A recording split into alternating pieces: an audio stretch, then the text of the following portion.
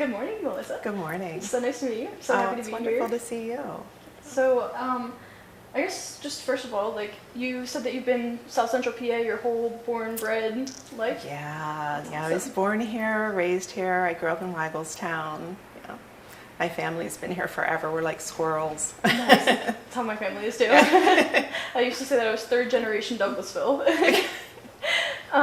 And did you think that like inspired your book at all, or like obviously it's not set in Pennsylvania, but the concept of it, I guess. In a weird way, it didn't. Interesting.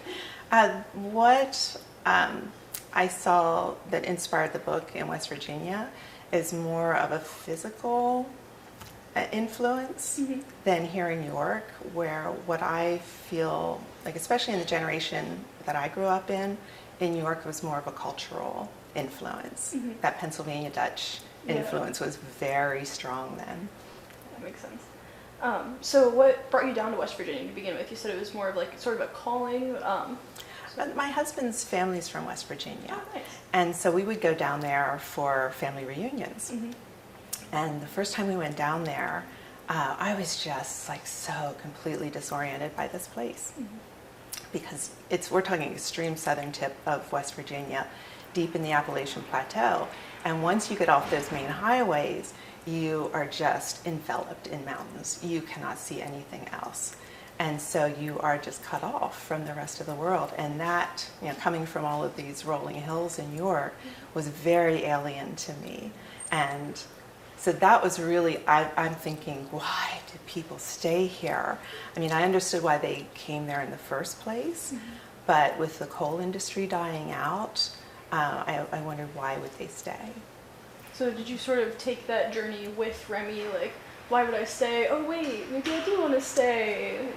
Yeah, it was actually, there was a conversation I overheard. My father-in-law and a couple of his brothers at one of the reunions were sitting around a picnic table, and they had all moved out of West Virginia for different reasons, and they were poring over local real estate ads and fantasizing about moving back. And I was just thinking, why? Because I'm there feeling like I am underwater. Yeah. And I wondered, what was it about this place that had left such a distinct impression on them? What was there about West Virginia that they couldn't find anywhere else? And I started to wonder if they regretted leaving. Some of them didn't have a choice. Like my father-in-law didn't have a choice about leaving. He had polio as a child. And the only work options when he was growing up was to go into the mines or the army. And so he had to leave to find work. And this longing that they had to come back, I started to think, instead of the question, why would you want to come back? Why would you stay? If you had no other choices, what would there be about this place that would trump all those other considerations and make you say, this is where I need to be? And then that was like a natural question for a young adult novel, because that's a big question. Yeah, definitely. It definitely like lent itself really well to a young adult novel, I think. Just the themes and everything. I was reading it and I had never like planned to go far for college, but as I was reading I was like, oh my gosh, like I feel like I just went through this like a couple years ago. Yeah. So it was really cool to like see that in a novel. It's an uncommon theme. There is this thing, not just in young adult novels, but in just in high schools across the country, that you have to go to college. Everyone needs to go to college. And when we tried to sell this book, we ran up against that with a lot of publishers. We had a lot of editors who read it, and they loved Remy, they loved the story, but they all said, he has to go. He has to go to college. And they wanted that ending changed. In fact, one of them, and these words are like tattooed on my brain. I'm never going to forget what she said. She said, he has to go to college. She said, otherwise, this is not the stuff of hero-making literature. What? Yeah, it just blew my mind. Yeah. Because it defined whose story is worth telling and whose isn't. Yeah. And in her mind, and unfortunately I think in the minds of a lot of people, there is a segment of the population who, that story is not important. And so that made me feel very fierce Mhm. about Remy and his story. Yeah. He's an auto mechanic, Yeah, that's cool. right? Like when your car breaks down, who's your hero? Yeah, You that's know, true. It's your auto Yeah, it's mechanic. very subjective. Right. Like, and if everybody goes to college, we're going to be standing around with briefcases and wondering, why the cars don't start and the Mhm. roads are falling apart and nobody's growing our food to eat. So I felt that telling that story and showing that it is an important story Mhm. needed to happen. So we held firm on that. Good. Yeah. And you finally found somebody to publish it, obviously, which is Yes. awesome. Glad they believed. And you have written one, your book was before the other, Raising the Griffith? Raising the Griffin was my first book. Yes. First book, okay. And so what was like your journey to becoming an author? Like, did you always set out to do that? Did the story come to you, or just? I always wanted to publish, Mhm. yes. Since 8th grade, Mr. Bailey at Dover Intermediate School, he had us read The Outsiders. Oh. And yeah, that just opened up a whole world for me of the different ways that stories can be told. Mhm. And that made me love young adult literature too. And that's always what I was aiming for. So, did you do like a traditional career first and then become an author, or were you sort of always working on the side, or? I was always working on the side. Mhm. It's because it's very difficult to break in. Mhm. And it took a while for me to find the right story too. And I had a lot of rejections. A couple of novels that are stuck in drawers now that probably are never going to see the light of day. But when you find the right story, then you know, and it's worth pursuing. And do you have any plans for future books? I am working on an adult novel Ooh, cool. now. Yeah, I love old movies. It's like two of my favorite things combined. Old movies and Dateline. Yes. I love Dateline. You got it right to your interest, right? Exactly, and I've always loved old movies, and it's just not a topic that works well in YA. Mhm. And then I love the tragic Hollywood star stories. I know all the sad stories. And I've carried this one in my head for years and years and years. And that's how you know that an idea is important, if it just won't go away. Mhm. And I just couldn't think of a structure for it. Because there's a lot of books about old Hollywood stars, and so many of them use the same structure, where it's sort of like a biography, or there's a framed story with someone telling their story. And I didn't want to do that. Mhm. And then one night I was watching Dateline. As you do. Exactly. And I love the way they structure their stories. I mean, it's a real storytelling Yeah. method that they have. And it just clicked. I'm like, oh my gosh, this is it. This is how to tell her story Yeah. through Dateline. So that's what I'm working on. That sounds really interesting. Can't wait to read it.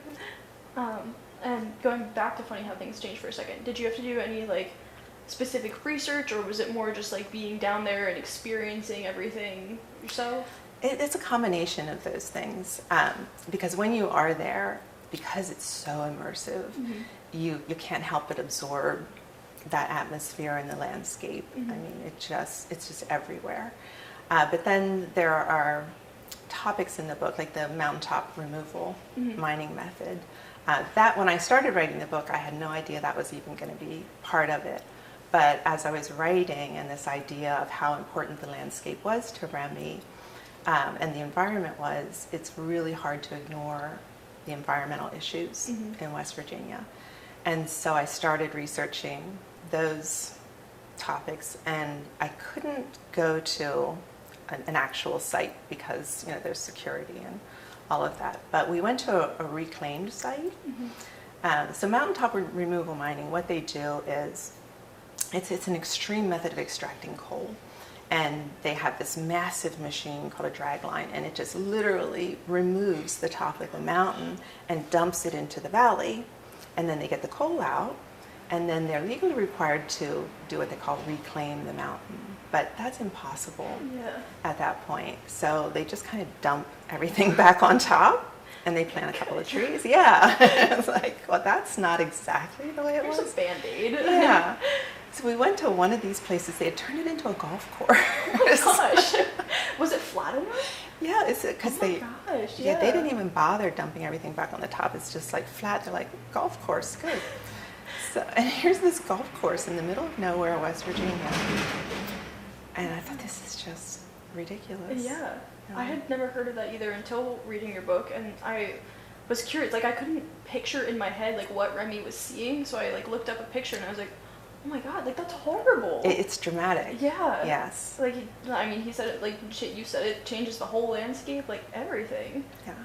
I was like, I can't imagine, like, these mountains being, like, such a part of you and seeing that. Like, it's horrible. And I think a lot of people don't know about that aspect of West Virginia and Appalachia in general, and sometimes I wonder if that's on purpose, that, we've been sort of culturally trained to have a certain view on Appalachia, so that it doesn't matter if that happens there. It's fine.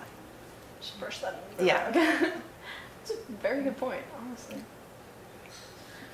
So, question. We wanted to know a little bit about what inspired you to write each character. So, first and foremost, I think we'd start with Remy, but, even as far as the landscape, I feel like the landscape's a character in its own, right? Yes. So maybe can you explain, our 3 top characters, and anybody that you think is most important to the storyline for us? So Remy, it's so interesting. When I start with a situation and a character, and Remy kind of is an outgrowth of the main character in my first novel, who was sort of unlikable. And so this time I really wanted a good guy. One of the reviews called him a good old boy who's not completely good. So that's what we were aiming for. Because I just wanted to be, an ordinary, relatable guy. And he's very internal, I feel. He keeps everything very close to the vest. So the third person voice came from that. Like, Remy was never going to tell this story. Somebody else had to tell it for him. So I think he's too modest, like, to think that his story is important. So somebody else had to step in for him. And then as far as the landscape, the mountains, that also was not planned. I was writing, and the part where he's walking along the highway, where they have cut the mountain to put the road in, and the water is running out.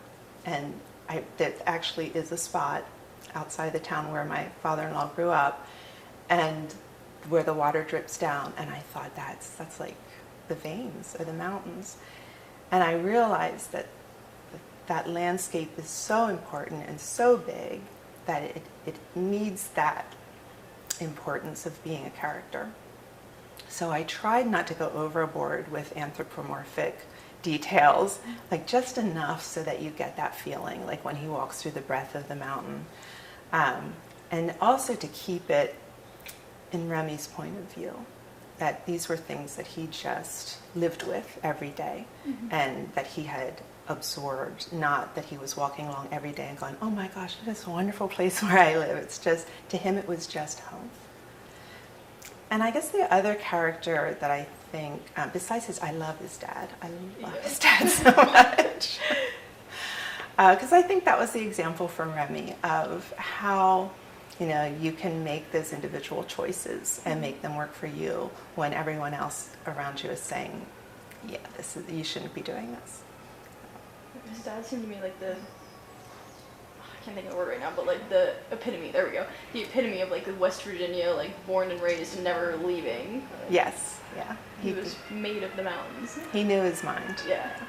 And a lot of the librarians mentioned that this is like a love story, not just because of Remy and the girls that he meets, but because it's the love of his home, right? And there's points that, in a relationship, right, there's things you might not love, but you truly deep down, that's your person, right? So can you speak to what they were mentioning in regards to this love story in regard to the book?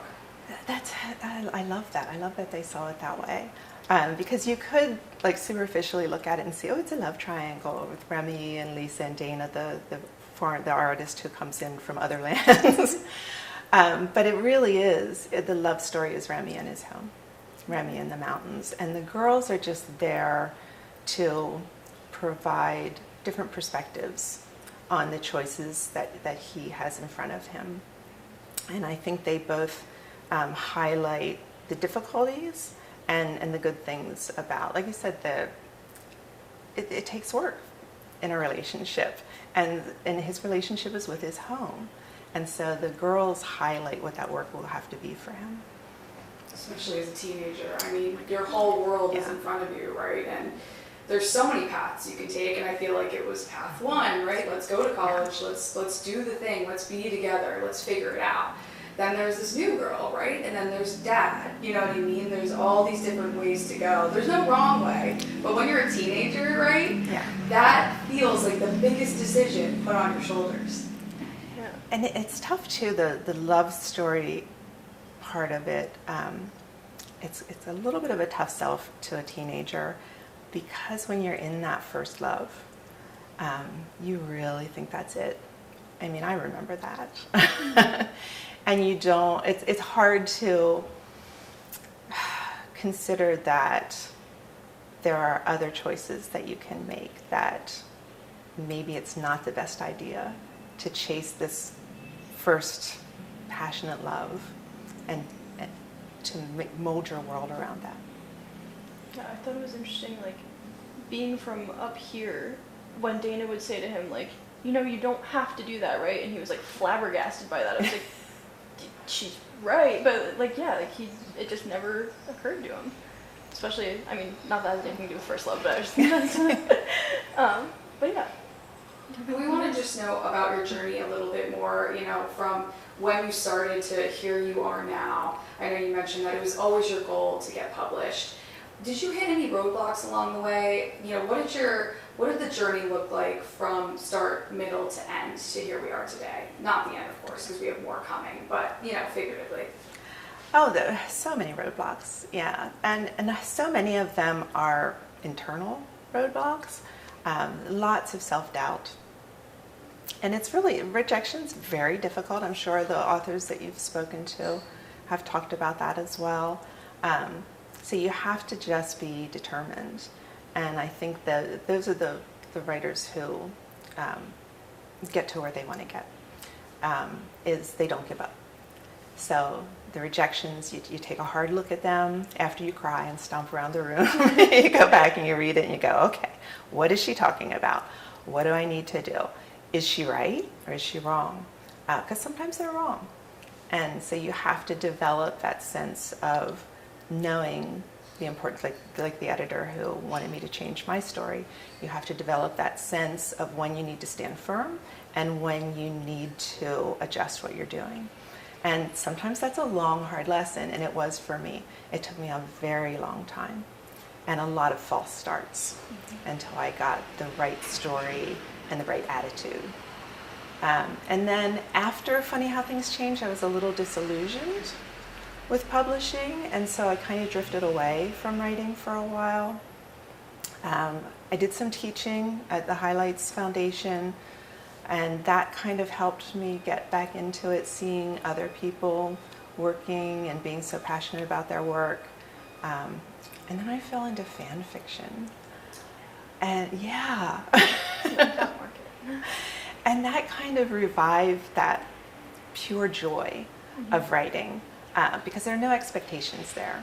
And it's such a wonderful place to go when you have all those self-doubts, and you can go over here and you can play with words the way you really want to, and then you can get back to, all right, this is what I have to do for a published story, but it keeps that fire alive.